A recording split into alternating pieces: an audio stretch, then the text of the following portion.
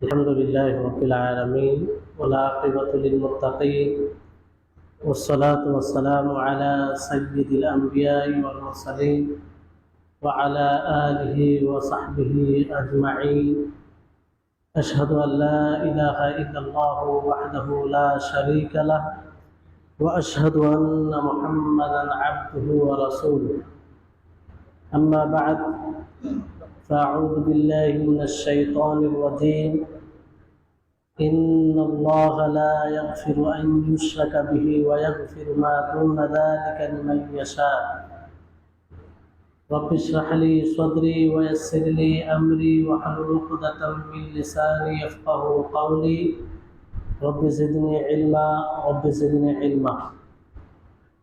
সম্মানিত আজকের এই ওয়াজ মাহফিলে উপস্থিত দিন দরদি ভাই সকল, যাবতীয় প্রশংসা গুণগান সেই মহান আল্লাহ তাবারক ওয়া তাআলার নিমিত্তে, যিনি আমাদের সকলকে তার ইবাদত করার জন্য, তার উপাসনা করার জন্য সুন্দর মস্তিষ্ক এবং সুন্দর গঠনে আমাদেরকে সৃষ্টি করেছেন।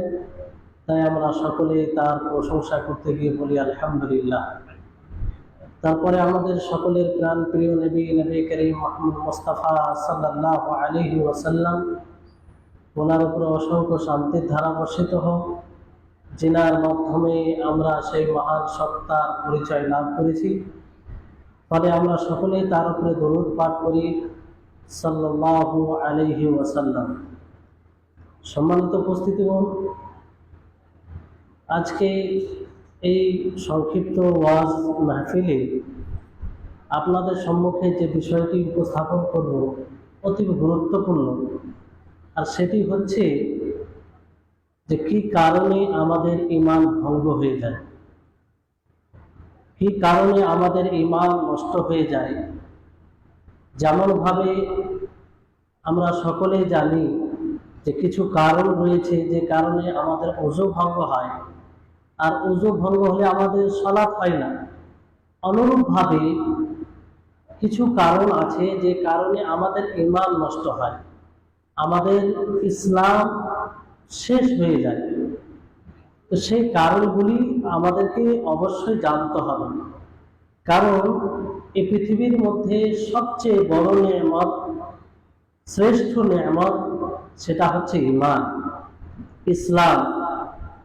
অতএব এই শ্রেষ্ঠ নেয়ামতের সংরক্ষণ করতে হবে আমাদেরকে, এই শ্রেষ্ঠ নেয়ামতের মূল্যায়ন করতে হবে।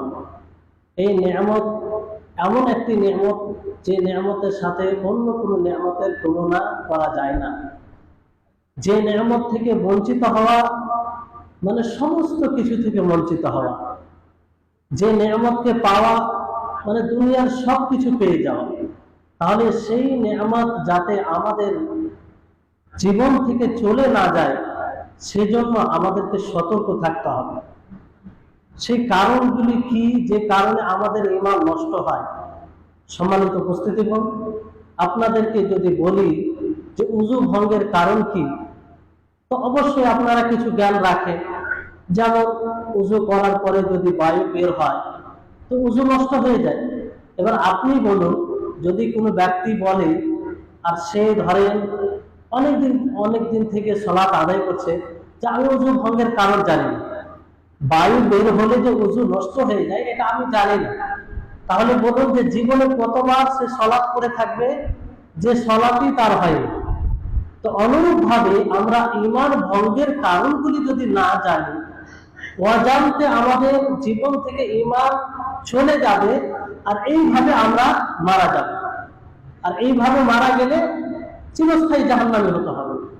এই জন্য আমাদের সকলের জন্য এটা উচিত হবে, জরুরি হবে যে আমরা ঈমান ভঙ্গের কারণ জানি।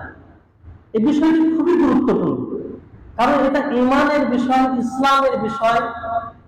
যে ঈমানকে টিকিয়ে রাখার জন্য আমরা দিন রাত পরিশ্রম করি, সেই ফজরে আমরা আরামের ঘুম ত্যাগ করে সালাত পড়তে আসি, কত কষ্ট বেদনা সহ্য করে আমরা আল্লাহর অনুসরণ করি, রাসূলের অনুসরণ করি নিজের ঈমানকে ঠিক রাখার জন্য। তাই না? তাহলে সেই কারণগুলি কি? আপনাদের সামনে মুখ্য 10টি কারণ তুলে ধরবো। ওলামাগণ এই 10টি কারণ, প্রায় ওলামাগণ এই 10টি কারণ উল্লেখ করেছেন কোরআন হাদিস অনুযায়ী। আরো কারণ রয়েছে, কিন্তু এই 10টি মুখ্য কারণ। তো আশা করি আপনারা মনোযোগ দিয়ে শুনবেন এবং নিজের দিকে তাকাবেন যে এই কারণগুলি তো আমাদের মধ্যে নেই, যে কারণে আমাদের ঈমান নষ্ট হয়ে যাচ্ছে, যে কারণে আমরা ঈমান থেকে বঞ্চিত হচ্ছি। অবশ্যই দেখতে হবে। তো প্রথম কারণ হচ্ছে যে আল্লাহর ইবাদতে কাউকে শরীক করা, শিরক করা। আপনারা এই শব্দটি বারবার শুনেছেন যে শিরক করা এক ভয়াবহ অপরাধ। কিন্তু শিরক কি জিনিস, শিরক কি করলে শিরক হয়, এই বিষয়টি খুব কমই শুনেছেন। শিরক এক কথায় যেগুলো ইবাদত, যেটাকে ইবাদত বলে আমরা জানি, সেটাই শিরক। সেই ইবাদত যদি আমরা অন্য কারোর জন্য করি, তাহলে সেটা কি হবে? আল্লাহর সাথে শরীক করা হবে। যেমন উদাহরণ দিই আপনাদেরকে, যে দোয়া করা, এটি ইবাদত কি ইবাদত না? ইবাদত তো। প্রার্থনা করা এটি ইবাদত। এবার যদি আমরা আল্লাহর নিকটে প্রার্থনা না করে অন্য কারোর নিকটে প্রার্থনা করি, তাহলে এটা শিরক হবে কি হবে না? এটা আল্লাহর সাথে শরীক করা হবে। কারণ সেই প্রার্থনা একমাত্র আল্লাহর জন্যই করতে হবে, আল্লাহর নিকটেই করতে হবে।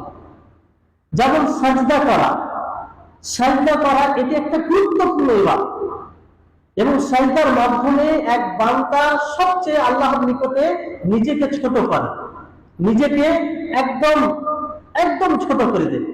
তো সেই সাজদা একমাত্র আল্লাহর জন্য হতে হবে। এবার যদি কোনো ব্যক্তি সেই সাজদা আল্লাহর জন্য করার জায়গায় অন্য কোনো মাখলুকের জন্য করে, কোনো পীরের জন্য করে, কোনো প্রিয় শাইখের জন্য করে, কোনো বৃক্ষের নিকটে করে, তাহলে এটা শিরক হবে কি হবে না? আমরা যখন শিরক শুনি তখন এটাই ভাবি যে বৃক্ষের নিকটে, বৃক্ষের পূজা করা, পাথরের পূজা করা, মূর্তির পূজা করা, এটাই শিরক। জি না, যে কোনো ইবাদত আপনি যার জন্যই করবেন সেটাই শিরক হবে। যেমন মানত করা, এটি একটা ইবাদত। আপনি যদি মানত অন্য কারোর জন্য করেন, আল্লাহ ব্যতীত অন্য কারোর জন্য, তাহলে এটাও শিরক হবে। আর এই শিরক করলে আপনার ঈমান নষ্ট হয়ে যাবে, এতে কোনো সন্দেহ নেই। আপনি যতই তাহাজ্জুদের সালাত পড়েন না কেন, যতই নিয়মিত আপনি 5 ওয়াক্তের সালাত আদায় করেন না কেন, যতই মানুষের সাথে ভালো ব্যবহার করুন না কেন, যদি এই আমলগুলো থাকে, আপনি শিরক করে থাকেন, তাহলে আপনার সমস্ত আমল ব্যর্থ হয়ে যাবে। আপনাদের বিশ্বাস হবে না, আল্লাহ তাবারক ওয়া তাআলা নবী করিম মুহাম্মদ সাল্লাল্লাহু আলাইহি ওয়াসাল্লামকে সম্বোধন করে বলছেন যে লাইন আশরাকতা লা ইয়াহবাতান্না আমালুকা ওয়া লা তাকুনান্না মিনাল মুশরিকিন। যে হে নবী, আপনি যদি শিরক করেন তাহলে আপনার আমল বিনষ্ট হয়ে যাবে, আপনার আমল নিষ্ফল হয়ে যাবে, আর আপনি ক্ষতিগ্রস্তদের অন্তর্ভুক্ত হবেন। একবার ভেবে দেখুন তো, যে এখানে কে সম্বোধন করছেন? আল্লাহ তাবারক ওয়া তাআলা। কাকে করছেন? নবী করিম মুহাম্মদ সাল্লাল্লাহু আলাইহি ওয়াসাল্লামকে, যিনি সর্বশ্রেষ্ঠ নবী, সাইয়্যিদুল আম্বিয়া, আফজালুল আম্বিয়া, সর্বোত্তম নবী, তাকে সম্বোধন করে আল্লাহ তাআলা বলছেন যে আপনি যদি শিরক করেন তাহলে আপনার আমল নিষ্ফল হবে। নবী সাল্লাল্লাহু আলাইহি ওয়াসাল্লাম কোনদিন শিরক করবে এরকম আশা করা যায়? আশা করা যায় না। তিনি কোনদিন শিরক করতে পারেন না। তারপর আল্লাহ তাবারক ওয়া তাআলা সম্বোধন করে সারা বিশ্বের মানব জাতিকে এটা স্পষ্টভাবে পয়গাম দিয়ে দিলেন, যদি কোনো ব্যক্তি শিরক করে তাহলে তার আমল বিনষ্ট হয়ে যাবে। সম্মানিত উপস্থিতিগণ, আপনারা যদি সূরা আনআম পড়েন, কোন এক জায়গায় 18টা নবীর কথা বলে আল্লাহ তাবারক ওয়া তাআলা তাদের সকলের সম্পর্কে বলেন, ওয়ালাউ আশরাকু, মানে তারা যদি শিরক করে, সে আম্বিয়াগণ যদি শিরক করে, তাদেরও আমল বিনষ্ট হবে। তাহলে এই শিরক কত ভয়ঙ্কর একটি অপরাধ, যে কারণে আমাদের ঈমান নষ্ট হবে। তা আশা করি আপনারা বুঝতে পারলেন প্রথম কারণ। দ্বিতীয় কারণ হচ্ছে যে তার চেয়ে একটু নিম্ন, এটাও শিরক, কিন্তু একটু ছোট, মাধ্যম অবলম্বন করা। কি অবলম্বন করা? মাধ্যম অবলম্বন করা। যেমন আপনি প্রার্থনা করছেন, কারো ওসিলা নিয়ে, কিংবা কারো ইবাদত করছেন। কেন করছেন? আপনি বলছেন যে আমি গুনাহগার, আমি পাপী, আমি আল্লাহর অবাধ্য বান্দা, সরাসরি আল্লাহর ইবাদত কি করে করব, সরাসরি আল্লাহকে কি করে ডাকবো? এই যে সব লোক রয়েছে তাদেরকে ডাকবো, এরা আমাদের জন্য সুপারিশ করবে। তো এটা কি শিরক নয়? এটা মাধ্যম বানানো, সেটাও শিরক, এটা এরা নষ্ট করবে। কারণ মুশরিকরা তারা যে মূর্তির পূজা করে, তারা যে তাদের দেব দেবীর পূজা করে, তাদেরকে যখন জিজ্ঞাসা করবেন যে ভাই আল্লাহকে ছেড়ে এগুলো কেন ইবাদত করছেন, তারা বলবে না আমরা তো পাপী গুনাহগার, এদের ইবাদত এই জন্য করছি এরা যেন আমাদেরকে আল্লাহর নিকটে করে দেয়। এটা কোন মানুষের কথা নয়। আল্লাহ তাবারক ওয়া তাআলা সরাসরি বলছেন ওয়াল্লাযীনা ইত্তাখাযু মিন দুনিহি আউলিয়া মা না'বুদুহুম ইল্লা লিয়ুকাররিবুনা ইলাল্লাহি সুলফা। দেখুন আল্লাহ তাআলা কিভাবে বলছেন যে যারা আল্লাহ তাবারক ওয়া তাআলাকে ছেড়ে অন্য কাউকে অভিভাবক হিসাবে গ্রহণ করে নিল, বন্ধু বানিয়ে নিল, তারা বলে যে আমরা এদের এই জন্য ইবাদত করছি এরা যেন আমাদেরকে আল্লাহর নিকটে করে দেয়। এটা কার কথা বলুন তো? আল্লাহ তাবারক ওয়া তাআলার কথা। তারা এই জন্য ইবাদত করে। তো আজকে বর্তমান সময়ে যারা আল্লাহ ব্যতীত অন্য কারো কাছে মাথা নত করে, অন্য কারো কাছে সাজদা করে, অন্য কারো কাছে প্রার্থনা করে, অন্য কারোর জন্য জবাই করে, তাদেরকে জিজ্ঞাসা করবে এই কথাই বলে যে আমরা এগুলো এই জন্য করছি যে আমরা পাপী, আমরা যার জন্য করছি তারা অনেক সৎ লোক ছিল, এরা গিয়ে সুপারিশ করবে। আল্লাহ তাবারক ওয়া তাআলা তাদের অস্বীকার করতে গিয়ে এই কথাটা বলছেন যে এটা চলবে না, এটা ঈমান নষ্ট করে দিবে। এইভাবে যদি আপনি আমল করেন না, যতই সালাত আদায় করুন না কেন, যতই আপনার ভালো ব্যবহার থাক না কেন, সব নষ্ট হয়ে যাবে। এই জন্য সতর্ক থাকতে হবে। বর্তমান সময়ে বড় দুঃখের সাথে বলতে হয় যে আমাদেরই মাঝে, আমাদেরই ভাই, আমাদেরই প্রতিবেশী, আমাদেরই সমাজের লোক শিরক করে, আল্লাহর সাথে অন্য কাউকে শরীক করে আর ভাবে এটাই মূল দিন। তাদেরকে যখন বলা হয় যে ভাই কবরে সাজদা করিয়েন না, কবরে গিয়ে চাদর চড়ায়েন না, কারোর জন্য মানত করিয়েন না, তারা বলে যে তুমি বেদিন হয়ে গেছো, তুমি মূল দিন জানো না। সেই একই অভিযোগ, একই অপবাদ, যেই অপবাদ নবী করিম মুহাম্মদ সাল্লাল্লাহু আলাইহি ওয়াসাল্লামের উপরে মক্কার মুশরিকরা লাগিয়েছিল, তাই না? যখন নবী করিম মুহাম্মদ সাল্লাল্লাহু আলাইহি ওয়াসাল্লাম তাদেরকে দাওয়াত দেন, তখন মক্কার মুশরিকরা কি বলেছিল? এই যে দেখো বেদিন হয়ে গেছে। কার ব্যাপারে বলেছিলেন? নবী সাল্লাল্লাহু আলাইহি ওয়াসাল্লামের ব্যাপারে মক্কার মুশরিকরা বলেছিল যে বেদিন হয়ে গেছে। অথচ নবী করিম মুহাম্মদ সাল্লাল্লাহু আলাইহি ওয়াসাল্লাম তাদেরকে আল্লাহর একাত্মবাদের দিকে দাওয়াত দিয়েছিলেন। সম্মানিত উপস্থিতিগণ, তাহলে কোন প্রকারের মাধ্যম বাড়ানো যাবে না। আল্লাহ তাবারক, যেমন আমরা দোয়া করতে গিয়ে মাধ্যম অবলম্বন করি, অথচ আল্লাহ তাবারক ওয়া তাআলা একাধিক আয়াতে বলছেন, এক আয়াতে আল্লাহ তাআলা বলছেন ওয়াকালা রাব্বুকুম উদউনি আস্তাজিব লাকুম, যে তোমার রব বলে, তোমার রব বলছে যে তোমরা আমাকে ডাকো, আমার কাছে দোয়া করো, আমি তোমাদের ডাকে সাড়া দেব, আমি তোমাদের দোয়াকে কবুল করব। এখানে আল্লাহ তাআলা কোন মাধ্যমের কথা বলেছেন যে যখন তোমরা আমার কাছে দোয়া করবে, কোন নেক বান্দাকে তোমরা ধরবে, কোন পীরকে ধরবে, কোন শেখকে ধরবে, এরকম কথা বলেছেন? বলেন। তারপর অন্য আয়াতে আল্লাহ তাআলা বলেন ওয়াইদা সাআলাকা ইবাদি আন্নী ফাইন্নী করিব উজিবু দাওয়াতা দাঈ ইযা দাআন। আল্লাহ তাআলা বলেন যখন আমার বান্দা আমার সম্পর্কে জিজ্ঞাসা করবে, তখন আপনি বলুন যে আমি তাদের নিকটে রয়েছি। যখনই দোয়া করবে আমি তাদের দোয়াতে সাড়া দেব, তাদের দোয়া কবুল করব। আল্লাহু আকবার। আল্লাহ তাবারক ওয়া তাআলা কত রহিম, কত বড় দয়ালু যে তিনি মাধ্যম ছাড়াই আমাদের ডাকে সাড়া দেবেন। তৃতীয় কারণ হচ্ছে যে কোন মুশরিককে মুশরিক মনে না করা। যারা সুস্পষ্ট ভাবে শিরক করে, অথচ আপনি সন্দেহ করছেন আর বলছেন যে না এটা মনে হয় শিরক নয়, এটা মনে হয় কোনো অসুবিধা নেই, আপনি সন্দেহ পোষণ করছেন, তাহলে এটাও আপনার ইসলামকে নষ্ট করবে। কি করবেন? আমাদের মাঝে অনেক ভাই আছে যারা বলে কাফেরদেরকে কাফের বলতে হয় না। কাফেরদেরকে কাফের বলতে হয় না কেন? কাফের তো কোনো গালি নয়। গালি কি? কাফের মানে অবিশ্বাসী, মুমিন মানে কি? বিশ্বাসী। তো এটা কোনো গালি নয়। তো কাফেরদেরকে কাফের বলবেন না তো কি করবেন? বিষয়টা হচ্ছে যে তারা কাফেরই, কিন্তু যেখানে আপনি কাফের সম্বোধন করতে গিয়ে তারা একটু দূরে হয়ে যাবে, সেই জায়গায় আপনি সম্বোধন করবেন না, কিন্তু তাদেরকে কাফের মনে করতে হবে। আল্লাহ তাবারক ওয়া তাআলা কি বলেন, কুল ইয়া আইয়ুহাল কাফিরুন, হে নবী আপনি বলে দিন যে হে কাফিরগণ। কে বলছে? আল্লাহ তাবারক ওয়া তাআলা বলছে। তাহলে কাফিরদেরকে কাফির মনে করতে হবে, মুশরিকদেরকে মুশরিক মনে করতে হবে। তাদের ব্যাপারে সন্দেহ করা যাবে, তাদের ধারণাকে সঠিক মনে করা যাবে। যদি আমরা সঠিক মনে করি অথবা সন্দেহ করি, তাহলে আমাদের ঈমান নষ্ট হয়ে যাবে। কি নষ্ট হবে? ঈমান নষ্ট হয়ে যাবে। খুব গুরুত্বপূর্ণ বিষয় এগুলো। চতুর্থ কারণ হচ্ছে যে নবী করিম মুহাম্মদ সাল্লাল্লাহু আলাইহি সাল্লামের আদর্শকে ছেড়ে অন্য কারো আদর্শকে উত্তম মনে করা, অন্য কোন আদর্শকে উত্তম মনে করা। নবী করিম মুহাম্মদ সাল্লাল্লাহু আলাইহি সাল্লামের যে পদ্ধতি রয়েছে সেই পদ্ধতিকে ছেড়ে অন্য পদ্ধতিকে উত্তম মনে করা।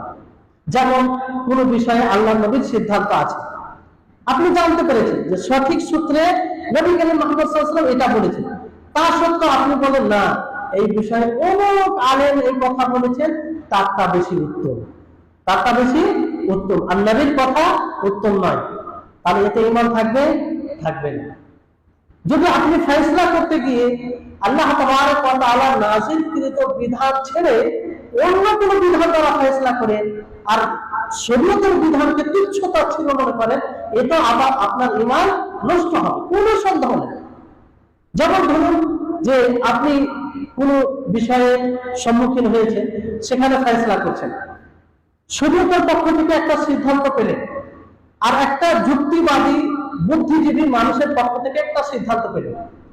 এবার শরীয়তের পদ্ধতিকে লক্ষ্য করে আপনি বললেন যে না, এটা তো 1450 বছর আগে নাজিল হয়েছে, সেই সময়ের জন্য এটা প্রযোজ্য। এখন বর্তমান সময় পরিবর্তন হয়েছে, মানুষের পরিবেশ আলাদা হয়েছে, এখন সেটা প্রযোজ্য নয়, এতে ঈমান থাকবে? থাকবে না। কেউ যদি মনে করে যে নবী করিম মুহাম্মদ সাল্লাল্লাহু আলাইহি ওয়াসাল্লামের সিদ্ধান্ত আর এখন কোন মানবের সিদ্ধান্ত সমান বরাবর, এতে ঈমান থাকবে? থাকবে না। তাহলে এটা খুব হিসাব করি, নবী করিম মুহাম্মদ সাল্লাল্লাহু আলাইহি ওয়াসাল্লামের সিদ্ধান্ত, তার কোনো বার্তা যখন আমাদের নিকটে চলে আসবে, তার সামনে আমাদেরকে মাথা নত করতে হবে, আত্মসমর্পণ করতে হবে। আল্লাহ তাবারক ওয়া তাআলা বলেন, ওয়া মান লাম ইয়াহকুম বিমা আনজালাল্লাহু ফাউলাইকা হুমুল কাফিরুন, যে ব্যক্তি আল্লাহর নাযিলকৃত বিধান ছাড়া অন্য কিছু বিধান দ্বারা ফয়সালা করে, তারা কি? কাফির। কে বলছেন? আল্লাহ তাবারক ওয়া তাআলা, তারা কাফির। এই জন্য খুব সজাগ থাকবেন, যখনই শরীয়তের কোন সিদ্ধান্ত আসবে সেখানে কোনো দ্বিধা সংকোচ নয় যে এটাই উত্তম, এখানে উত্তম এবং কল্যাণী আছে। বুঝতে পারলেন? পঞ্চম কারণ হচ্ছে যে দ্বীনের কোনো বিষয়কে ঘৃণা করা, দ্বীনের কোনো অংশকে ঘৃণা করা। রাসূল সাল্লাল্লাহু আলাইহি ওয়াসাল্লাম যা নিয়ে এসেছেন আমাদের নিকটে, সেই অর্থাৎ শরীয়ত, তার কোনো অংশকে ঘৃণা মনে করা। যেমন ধরুন দাড়ি, কোনো ব্যক্তি যদি মনে করে দাড়িকে ঘৃণা মনে করে, তাহলে সে মুসলিম থাকবে? থাকবে না। কারণ এটা দাড়িকে ছেড়েছেন রাসূল সাল্লাল্লাহু আলাইহি ওয়াসাল্লাম, তিনি ছাড়তে বলেছেন, এটা রাসূলের বিধান। এবার যদি এটাকে কেউ অস্বীকার করে অথবা ঘৃণা করে, কোন ব্যক্তি যদি দাড়ি ছেড়েও ঘৃণা করে, তাহলে সে তার ঈমান নষ্ট হবে। একজন ব্যক্তি দাড়ি ছেড়েছে কিন্তু দাড়িকে সে ঘৃণা করে, সে মুমিন থাকবে? থাকবে না। আর আজকে আমাদের সমাজে এরকম লোক অনেক আছে, দেখবেন কিছু যেখানে 10-12 জন লোক আছে, সেই জায়গায় যদি একজন দাড়ি ছেড়ে থাকে তো বলে, মানে ঘৃণা করে বলে, এই যে দেখো দাড়িওয়ালা চলে আসছে, বলে কি বলে না? এই যে দেখো দাড়িওয়ালা চলে আসছে। কিন্তু ঈমান নষ্ট হয়ে যাবে। সম্মানিত উপস্থিতিগণ, আপনারা দেখবেন অনেক মাও খালাদের বোনদের মুখ থেকে শুনবেন যে তারা দাড়িওয়ালাকে পছন্দ করে না। আপনি ভাবতে পেরেছেন তাদের এই পছন্দ না করা কত ভয়ঙ্কর বিষয়? এটা তাদের ঈমানকে নষ্ট করে দেয়। অনেক যুবতী বোনেরা বলে যে আমরা দাড়িওয়ালাকে পছন্দ করি না, সে ঈমান, তার ঈমান নষ্ট হয়ে যায়। কিন্তু আমরা পিতা মাতা হয়ে, অভিভাবক হয়ে, তার বড় ভাই হয়ে, তার প্রতিবেশী হয়ে তাদেরকে বোঝাতে পারি না, কারণ আমরা নিজেই বুঝতে অক্ষম, নিজেই বুঝিনি। আমরা যদি বুঝতাম, সিরিয়াস ভাবে এই বিষয়টাকে নিতাম, তাহলে বলতাম যে বোন, তুমি কি কথাটা বললে, এই কথাই তো তোমার ঈমান নষ্ট হয়ে যাবে। তুমি তো রাসূলের বিধানকে ঘৃণা করছো, তুমি সেই মানুষকে ঘৃণা করছো না, বরং দাড়িকে ঘৃণা করছো, তার মানে রাসূলের বিধানকে ঘৃণা করছো। সম্মানিত উপস্থিতি হন। এই জন্য সজাগ থাকতে হবে। যদি কোনো বোন কোনো ভাই এরকম ভাবে তার মধ্যে ঘৃণা থাকে, যে কোনো শরীয়তে যে কোনো বিষয়ের প্রতি ঘৃণা থাকে, তাকে বুঝাবে। কারণ এটি ছোট মোটো বিষয় নয়, এটি ছোট মোটো বিষয় নয়। এই অবস্থায় যদি সে মারা যায়, সে চিরস্থায়ী জাহান্নামী হবে, এতে কোনো সন্দেহ নেই, এতে কোনো সন্দেহ নেই। কারণ আল্লাহ তাবারক ওয়া তাআলা বলেন, যালিকা বিআন্নাহুম কারিহু মা আনজালাল্লাহু ফাআহবাতা আমালাহুম, যে এটা এই জন্য তারা আল্লাহর নাযিলকৃত বিষয়কে ঘৃণা করেছে, অপছন্দ করেছে, ফলে তাদের সমস্ত আমল বিনষ্ট হয়েছে। আল্লাহর কথা কোনোদিন মিথ্যা হতে পারে? কোনো সন্দেহ করা যাবে? এটা আল্লাহ তাআলা বলছেন যে ঘৃণা করার ফলে, অপছন্দ করার ফলে ওদের সমস্ত আমল ব্যর্থ, সমস্ত আমল নিষ্ফল। তাদের শরীয়তের কোনো বিষয়কে অজান্তেও ঘৃণা করা যাবে না। বুঝতে পারলেন? তারপরে ষষ্ঠ যেটা মুখ্য কারণ হচ্ছে, সেটা হচ্ছে দিনের কোনো অংশকে নিয়ে হাসি ঠাট্টা করা, বিদ্রুপ করা, হেয় মনে করা। কেমন করে? যেমন দাড়ির বিষয়কে এলেন, যেহেতু এটা নিয়ে বেশি হয়, যে কোনো মানুষ দাঁড়িয়ে থাকলো, এই যে দেখো মোল্লা চলে আসছে, মানে হাসি ঠাট্টার ছলে বলে, এই যে দেখো মোল্লা চলে আসছে। মোল্লাটা বলছে সে হাসি ঠাট্টার ছলে, এই যে দেখো মোল্লা চলে আসছে। এই যে তার বাক্য, এই যে তার ধারণা, এটা কি করবে? তার ঈমানকে নষ্ট করে দেবে। সে বেদীন হয়ে যাবে। তার সালাত, তার যাকাত, তার ভালো আমল, মানুষের সাথে সদ্ব্যবহার কিছুই কাজে আসবে না। সম্মানিত উপস্থিতি করবে, এই জন্য খুব সতর্ক, মানুষকে সতর্ক করতে হবে। এই বিষয়গুলো এমনই গুরুত্বপূর্ণ বিষয়, আর দেখবেন এই বিষয়ের উপর আলোচনা কম হয়, বড় দুঃখের সাথে বলতে হয়। বিভিন্ন বিষয়ে আমরা আলোচনা শুনি, আলোচনা হয়, কিন্তু এইসব বিষয়ে আমরা খুব আলোচনা কম শুনতে পাই, অথচ এইগুলো খুব গুরুত্বপূর্ণ। তারপরে যেমন আল্লাহ তাবারক ওয়া তাআলা এক আয়াতে বলেন, ওয়ালা ইন সাআলতাহুম লা ইয়াকুলুন্না ইন্নামা কুননা নাখুযু ওয়া নালআবু, যে নবী আপনি যদি তাদেরকে জিজ্ঞাসা করেন, তারা বলবে যে আমরা আলাপ আলোচনা করছিলাম, খেল তামাশা করছিলাম, হাসি ঠাট্টা করছিলাম। তারপরে আল্লাহ তাআলা বলেন, কুল আবিল্লাহি ওয়া আয়াতিহি ওয়া রাসূলিহি কুনতুম তাস্তাহজিউন, যে তোমরা কি আল্লাহ, তার আয়াত সমূহ, তার রাসূল নিয়ে হাসি ঠাট্টা করতে, হেয় মনে করতে?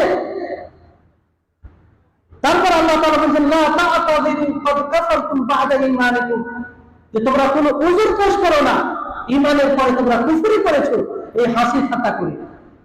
তাহলে অনেকেই দেখবেন যে সালাতের কথা যখন বলতে যাবে, তখন কি বলে? এই সালাত করে কি হবে? বলে কি বল না? দেখো সালাত করে তুমি কত মুত্তাকি হয়েছে, বলে কি বলে? এটা কি হাসি ঠাট্টা নয়? এতে ঈমান থাকবে। কিন্তু মানুষ অহরহ বলে থাকে এটা, এই বিষয়গুলো বুঝে না মানুষ, যে আমি যে বাক্য বললাম এ থেকে আমার ঈমান থাকলো, যেটা সর্বশ্রেষ্ঠ নিয়ামত, যে নিয়ামতের জন্য নবী করিম মুহাম্মদ সাল্লাল্লাহু আলাইহি ওয়াসাল্লাম কত কষ্ট করেছেন।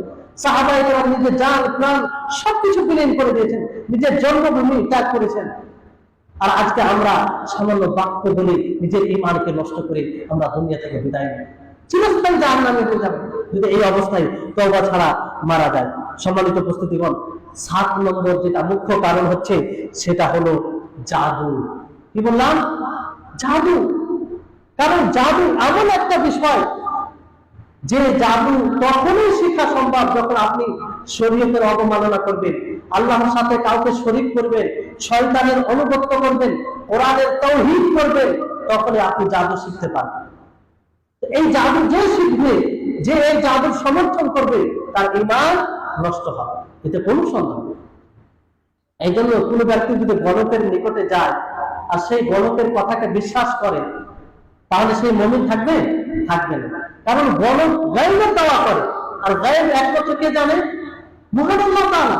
তিনি একাধিক আয়াতে সুস্পষ্ট করেছেন যে গায়বের খবর একমাত্র আমি জানি, আমি ব্যতীত অন্য কেউ জানে না। তাহলে গণকের কথাকে বিশ্বাস করা, তার নিকটে যাওয়া, এটা ঈমানকে নষ্ট করে। তাহলে জাদু এটা ভয়ঙ্কর, কোনো মতেই এটা মানে সমর্থন করবেন না, আর এর কাছে ভিড়বেন না। 8 নম্বর কারণ হচ্ছে, এগুলো দেখেন, এগুলো এমন কারণ যে এক একটা কারণে এক একটা লেকচার হবে, 1 ঘন্টার বক্তব্য হবে, যদি পুরো বিস্তারিত আলোচনা করেন। কিন্তু সংক্ষিপ্ত ভাবে আপনাদেরকে বলছি যাতে আপনারা মনে রাখতে পারেন আর এগুলো থেকে সতর্ক থাকতে পারেন, এটাই কারণ। 8 নম্বর মুখ্য কারণ হচ্ছে যে মুশরিকদের, কাফিরদের মুসলিমদের বিরুদ্ধে সহযোগিতা করা। কি বললাম? মুশরিকিন কাফিরদের মুসলিমদের বিরুদ্ধে সহযোগিতা করা, এটাও ঈমান নষ্ট করে দেবে। গোয়েন্দাগিরি করা, আপনি কাফিরদেরকে গোপনীয় খবর গিয়ে বলে দিচ্ছেন মুসলিমদের বিরুদ্ধে, ষড়যন্ত্র তারা যা করে সেটাতে আপনি অংশগ্রহণ করছেন। এতে কি হবে? আপনার ঈমান নষ্ট হবে, আপনার ঈমান নষ্ট হবে। যেন কোনোভাবেই তাদের সমর্থন করা যাবে না, তাদের সাথে গভীর বন্ধুত্ব করা যাবে না। আল্লাহ তাবারক ওয়া তাআলা বলেন, ইয়া আইয়ুহাল্লাযীনা আমানু লা তাত্তাখিযুল ইয়াহুদা ওয়ান নাসারা আউলিয়া বা'দুহুম আউলিয়া বা'দ ওয়া মান ইয়াতাওয়াল্লাহুম মিনকুম ফাইন্নাহু মিনহুম। যে হে মুমিনগণ, তোমরা ইহুদ ও নাসারাদেরকে বন্ধু বানাও না, তাদের সাথে গভীর সম্পর্ক রাখো না, কারণ তারা এক অপরের বন্ধু। আর যারাই তাদের সাথে বন্ধুত্ব করবে, গভীর সম্পর্ক রাখবে, তারা তাদেরই অন্তর্ভুক্ত হয়ে যাবে। তাহলে তাদের সাথে গভীর বন্ধুত্ব রাখা যাবে না, তাদের দিনের কারণে তাদের সাথে বন্ধুত্ব রাখা যাবে না। বাকি আপনি ব্যবসা বিজনেস করছেন, প্রয়োজন করছে, কোনো সমস্যা নেই, ব্যবসা বিজনেস তাদের সাথে করতে পারেন, কিন্তু গভীর যে একটা আন্তরিকতা, সেই আন্তরিকতা তাদের সাথে রাখা যাবে না। আর তাদের কোন প্রকারের সহযোগিতা করা যাবে, সহযোগিতা করা যাবে। তারপরে 9 নম্বর কারণ হচ্ছে যে কোনো কিছু মানুষের ব্যাপারে এই ধারণা করা যে তাদের উপরে রাসূল সাল্লাল্লাহু আলাইহি সাল্লামের অনুসরণ জরুরি নয়। আমাদের সমাজে কিছু লোক আছে যে তাদের শেখের ব্যাপারে, তাদের পীরদের ব্যাপারে এই ধারণা রাখে যে এরা অনেক উঁচু পর্যায়ে পৌঁছে গেছে, অতএব রাসূলের প্রত্যেকটা কথার অনুসরণ করা জরুরি নয়। এই ধারণা থাকলে সে মুসলিম থাকবে? মুসলিম থাকবে না। আল্লাহ তাবারক ওয়া তাআলা বলেন, হে নবী আপনি বলে দিন, কুল ইয়া আইয়ুহান নাস ইন্নী রাসূলুল্লাহি ইলাইকুম জামিআ, যে আমি সারা বিশ্বের মানব জাতির জন্য রাসূল হিসেবে প্রেরণ হয়েছি। কোন মানুষ রাসূলের ইতাআত থেকে বঞ্চিত হবে না, সকলকে তার ইতাআত করতে হবে, তার অনুসরণ করতে হবে। তো কারো ব্যাপারে ধারণা রাখা যে সে অনেক উঁচু পর্যায়ে পৌঁছে গেছে, তার অনুসরণ করতে হবে না, এটা ঈমানকে নষ্ট করে দিবে। কি করে দিবে? ঈমানকে নষ্ট করে দিবে। সম্মানিত উপস্থিতিগণ, 10ম যেটা মুখ্য কারণ হচ্ছে সেটা হচ্ছে যে আল্লাহর দ্বীনকে ইগনোর করা, আল্লাহর দ্বীনকে উপেক্ষা করা। এটা খুব বড় বিষয়, আমাদের সমাজে অনেক পাওয়া যায়। আপনারা ভাববেন কি করে? উদাহরণ দিলে বুঝতে পারবেন যে আমাদের মাঝে অনেক মানুষ আছে কি নেই যে না সালাত পড়ে, না সালাতের ব্যাপারে জানে। তো এটাকে আল ইহরাজ আল দীনিল্লাহ নয়, আল্লাহর দ্বীনকে উপেক্ষা করা নয়। যে এক জায়গায় দ্বীনের আলোচনা হয়, তা সত্ত্বেও সে তার বয়স 40 বছর হয়ে যাচ্ছে, অথচ সে সালাতের নিয়ম সঠিক মতো জানে না। এটা আল্লাহর দ্বীনকে উপেক্ষা করে না। সে যদি গুরুত্ব দিত তাহলে সালাতের নিয়ম জানতো না? অবশ্যই জানতো। অনেক সময় বলবে, যেমন ধরেন সালাতের কথা বলবেন, এই সালাত পড়ে কি হবে? যারা সালাত পড়ে তারাই তো বদমাশ কিংবা তাদের ব্যবহার খারাপ। তার মানে কি? সে সালাত থেকে বিমুখ হয়ে যাচ্ছে। বড় দুঃখের সাথে বলতে হয়, যারা এমনকি আপনি কিছু মুসলিম আছে তাদেরকে যদি সালাতের কথা বলেন তো আপনার বিপক্ষে ষড়যন্ত্র করবে, আপনার কি করে ক্ষতি করবে সেটা সে চিন্তা করে। অনেক সময় এরকম শোনা যায় যে একটা রুমে ধরেন 10 জন 12 জন আছে, তার মধ্যে 2 জন 1 জন হয়তো সালাত পড়ে, তাদেরকে বাধা দেয় যে তোমরা সালাত পড়ে আমাদের রুমে থাকো। এরা কি মুসলিম? এদের ঈমান ঠিক থাকবে? কোনো মতেই না। তাদের কারণ হলো এটাই যে তারা ফজরের সালাত আদায় করতে যায় তো চুরি হয়ে যায়। এই কারণে তারা নিজেও সালাত আদায় করবে না, অন্যদেরকেও সালাত আদায় করতে পারে। অথচ এরা দাবি করে যে আমরা মুসলিম। সম্মানিত উপস্থিতি, এই দিনের সাথে একটা ভালোবাসা, এই দিনের সাথে একটা মনোযোগী, এটা হওয়া আবশ্যক। আবশ্যক। এই যে এই 10টি মুখ্য কারণ আপনাদেরকে বলা হলো, খুবই গুরুত্বপূর্ণ, খুবই গুরুত্বপূর্ণ। আপনারা সকলে এগুলো বুঝবেন, এটা কেবলমাত্র আপনাদেরকে ধারণা দিলাম। এর বিস্তারিত ভাবে আরো জানার প্রয়োজন আছে, কারণ এই পৃথিবীর সবচেয়ে বড় সম্পদ হলো আমাদের ঈমান। তাই না? ইমানের চেয়ে বেশি বড় সম্পদ আছে? একজন মানুষ যদি পৃথিবীর সবচেয়ে বড় বিত্তশালী হয় আর একজন গরিব হয় কিন্তু সে মুমিন হয়, কে বেশি নিয়ামত পেয়েছে? যে গরিব নিয়ামত, এই ইমানের নিয়ামত পেয়েছে, এর চাইতে কখনো সে বড় হবে না। সবচেয়ে বড় নিয়ামত, এই নিয়ামতের সংরক্ষণ করুন, এই নিয়ামতের হেফাজত করুন, সমীক্ষা করবেন, আত্মসমালোচনা করবেন যে আমার ইমান তো ঠিক আছে। কখনো আমি এজন্য সাহাবায়ে কেরাম সবচেয়ে এই দিনের প্রতি আগ্রহী সাহাবায়ে কেরাম ছিলেন, তাই না? তাদের প্রতি আল্লাহ তাআলা সন্তুষ্ট ছিলেন, তারা আল্লাহর প্রতি সন্তুষ্ট ছিলেন। তার সাথে তিনারা ভয় করতেন, প্রয়োজন করতেন আমি কি মুনাফিক, আমি মুনাফিক তো হয়ে যাইনি, আমার মধ্যে কোনো কুফরি জিনিস তো চলে আসেনি। এত পরিপক্ক মুমিন হওয়ার পরও ভয় করতেন। তা আজকে আমাদেরকে কতটা ভয় করা উচিত, কতটা নিজেকে নিয়ে ভাবা উচিত? সম্মানিত উপস্থিতিগণ, এই জন্য আমাদেরকে সজাগ থাকতে হবে, সতর্ক থাকতে হবে। আপনাদেরকে এই সংক্ষিপ্ত আলোচনায় এটাই অনুরোধ করব যে আপনারা সবসময় এই ইমান নিয়ে সজাগ থাকবেন, আর এই ইমানের ব্যাপারে কারো ধোকায় আসবে না, কারো কোনো কারণে আসবে না। দয়া করে বলছি, আপনাদেরকে অনেক ভালোবাসি, এই জন্য হৃদয় থেকে আপনাদেরকে বলছি, দিনের ব্যাপারে কারো ধোকায় পড়িয়ে না। এই ধোকায় যদি পড়ে যান তাহলে এই ধোকা আপনি কোনোদিন পূরণ করতে পারবেন না। দিনের ধোকা সবচেয়ে বড় ধোকা। আজকে দুনিয়াতে অনেকেই দাওয়াত দেয়, অনেকেই সবকিছু করে, অনেকেই আছে শিরকের দিকে দাওয়াত দেয়, বিদআতের দিকে দাওয়াত দেয়। শিরক, যে শিরকে উৎখাত করার জন্য এই ইসলাম এসেছে, আম্বিয়া রাসূল আল্লাহ তাবারক ওয়া তাআলা প্রেরণ করেছেন, আর সেই শিরকের দিকে কিছু মানুষ আজকে দাওয়াত দেয়। এই জন্য সজাগ থাকবেন। ব্রেন মস্তিষ্ক আল্লাহ তাআলা আপনাকে দিয়েছেন, এটাকে খাটান, এটাকে অন্ধকারে রাখবেন না। পার্থিব বিষয়ে যেমন আপনি সজাগ থাকেন, অন্য দিনের বিষয়ে তার চেয়ে অধিক আপনি সজাগ থাকবেন। এই জন্য আল্লাহ তাআলা আপনাকে ব্রেন মস্তিষ্ক দিয়েছেন। যাই হোক, আল্লাহ তাবারক ওয়া তাআলার নিকটে দোয়া করব, আল্লাহ যেন আমাদের সকলকে ঈমানে অটল থাকা আর শেষ পর্যন্ত আমরা যেন ঈমান অবস্থায় বেঁচে থাকি, এর তৌফিক আল্লাহ তাআলা আমাদের সকলকে দেন। আমাদের মধ্যে যেন ঈমান ভঙ্গের কোনো কারণ না আসে, আর এই কারণগুলি থেকে যেন আমরা সতর্ক থাকি।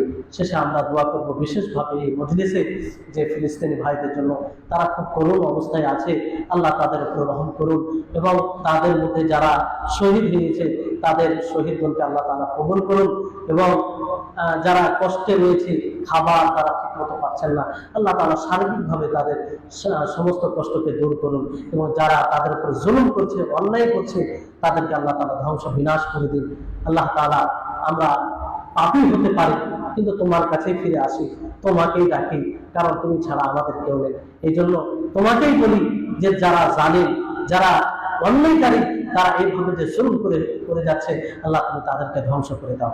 তারপরে শেষে একটি ঘোষণা, যে আপনারা এই মসজিদের প্রথম এই আলোচনা সভা, এরকম ভাবে আপনাদের এই হলো মানে সপ্তাহে একটা করে আলোচনা হবে। যখনই আপনারা যে মসজিদে শুনবেন যে এই মসজিদে আলোচনা আছে, মাহফিল আছে, আপনারা সকলে যাওয়ার চেষ্টা করবেন, ইনশাআল্লাহ আপনারা উপকৃত হবেন। আর এটা ইসলামিক মিনিস্ট্রির পক্ষ থেকে আপনাদেরকে ভালোবাসে বলে এই ব্যবস্থা, তাদের কোনো পার্টির কোনো স্বার্থ নেই। যে আপনারা নিজের ঈমানকে মজবুত করবেন, সতেজ করবেন, আখিরাতকে তৈরি করবেন, এই ক্ষেত্রে তা ইসলামিক মিনিস্ট্রি মালদ্বীপ ওনারা এই ব্যবস্থা করেছেন, এর আপনারা মূল্যায়ন করেন। ইনশাআল্লাহ আপনারা যাবেন তো, যেখানে হলে বল কত বড়, যেখানে হোক আপনারা ইচ্ছা করলে যেতে পারেন, অন্য ভাইদেরকে দাওয়াত দেবেন। দ্বিতীয় একটি ঘোষণা, যে এখানে যেটা খুতবা হয়, জুমার খুতবা, সেই খুতবাটা বাংলায় ট্রান্সলেট করা হয়, বাংলায় ট্রান্সলেট করা হয়। এটা পাবেন কোথায়? ইসলামিক মিনিস্ট্রি মালদ্বীপ পেজে যাবেন, ফেসবুকে, সেই পেজে গিয়ে পিডিএফ এর খুতবা বাংলায় পেয়ে যাবেন। তা আপনারা সেটা ডাউনলোড করে বাংলায় করতে পারেন, কারণ মৌলুমান ভাষা পুরোপুরি বোঝা মুশকিল, পুরোপুরি যারা এখানে পুরাতন তারাও বুঝেন, যেটা মানে জানা গেছে, তো সেখান থেকে পড়তে পারেন। এগুলো পরিশ্রম আল্লাহ তাআলা তাদের কবুল করুন আর জাযায়ে খায়র দান করুন। এখান থেকে আজকে আলোচনা শেষ করছি। আমরা সকলে দোয়াটি পাঠ করব। সুবহানাকাল্লাহুম্মা ওয়া বিহামদিকা, আশহাদু আল্লা ইলাহা ইল্লা আনতা, আস্তাগফিরুকা ওয়া আতুবু ইলাইক। আসসালামু আলাইকুম ওয়া রাহমাতুল্লাহ। আর বিষয়টি হচ্ছে যে আপনারা এই ভাইদেরকে নাম্বারটা দিবেন, গ্রুপ আছে, সেই গ্রুপে ক্লাস হয়, বিভিন্ন বিষয়ে ক্লাসগুলো পাঠানো হয়, আর প্রোগ্রামগুলোর খবর আপনারা সহজে পেয়ে যাবেন, যে কোথায় কোথায় হয় বুঝতে পারলে?